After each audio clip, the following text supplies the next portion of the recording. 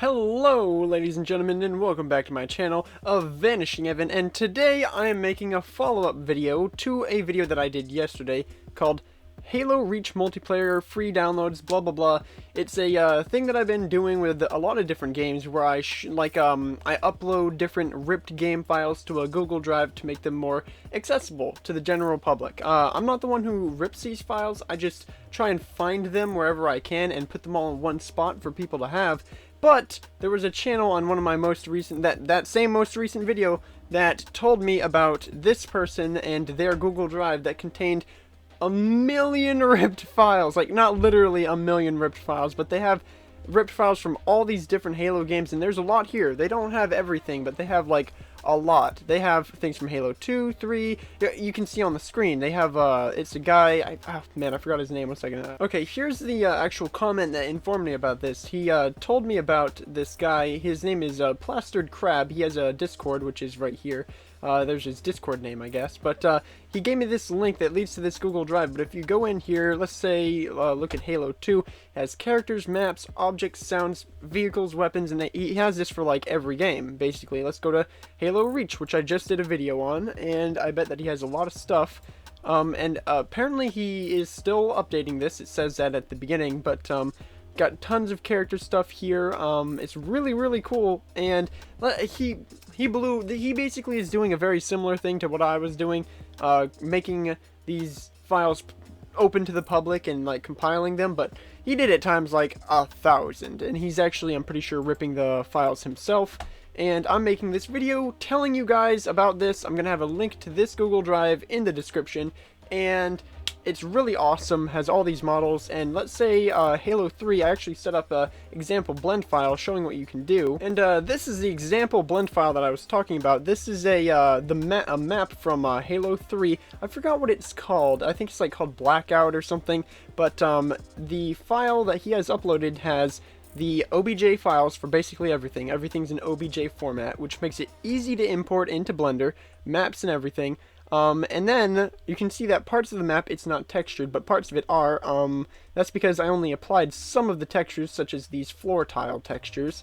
And basically, after you get into the folder that has maps, and then you pick the map that you want from whatever game, you know, and then you download the OBJ, there's going to be another file with it that says textures or whatever, or bitmaps, I think. But you just go into that, and then you have to line up the names of the textures with in the textures folder, and the name of the textures of the things in the blend file that after you import the OBJ. A lot of the times they're all imported as one big object, and a big tip that you can know is that if you press tab, you can actually separate by, let's say, separate by material, and this will separate everything by what material it's made out of, which is pretty handy for these kinds of things. I like to do this when I'm working with like the warthogs or the characters or just vehicles and stuff. But there we go, it did it. And now everything is broken apart into different parts. If we just get out of edit mode, everything is now broken apart by its material, which is kind of handy. So you can just click on it, go into shading.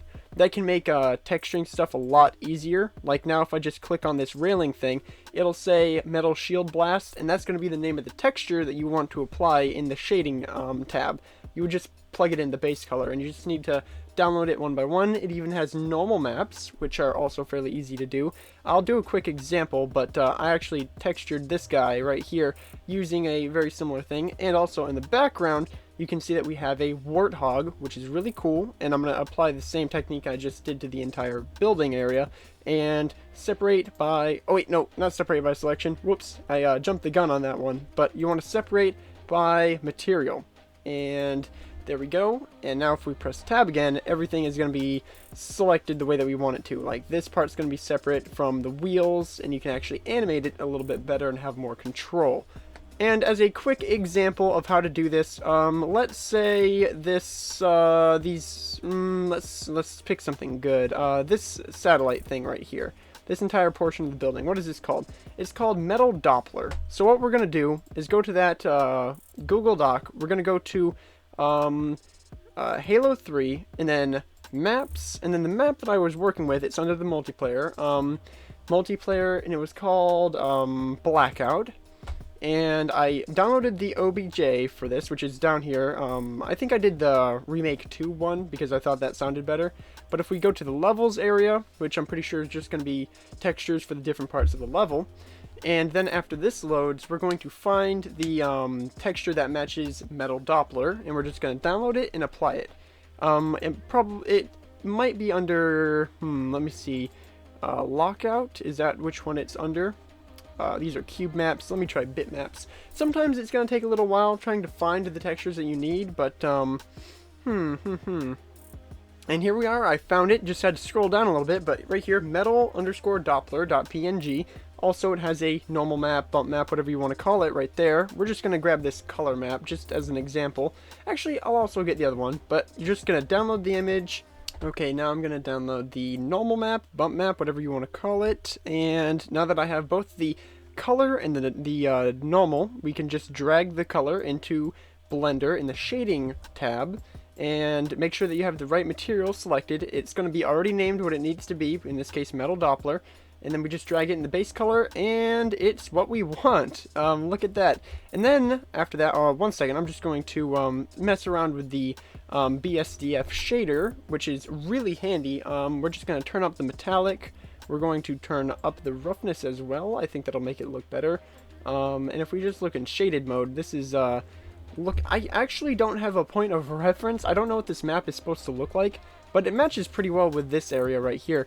But if you just follow that same methodology, you can texture the entire map and use it for whatever animations you want to do.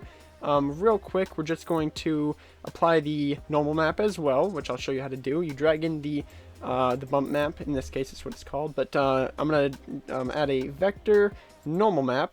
And we're going to drag color into color, and then normal into normal, and then we're going to set the strength to around 0.2, and that just adds a little bit of extra detail. To be honest, it might not be worth it in some areas, only when it really makes a big difference. You can decide on whether or not you want to have normal maps and stuff, but that's how that works. That's how you use these. They look kind of weirdly shaded, like the tiles on the floor when you zoom in and out, but I'm sure that that's just I don't even know. It looks fine up close, but that is how this works. That is how to use this as guys' stuff. What I just showed you how to texture the building for the map, it's the exact same for texturing this hunter. Exact same process. You gotta have a little bit of determination to find the correct textures, since you can't search through the Google Drive for a specific texture, I think. You just gotta look through the folders of the you gotta know where you're looking, basically.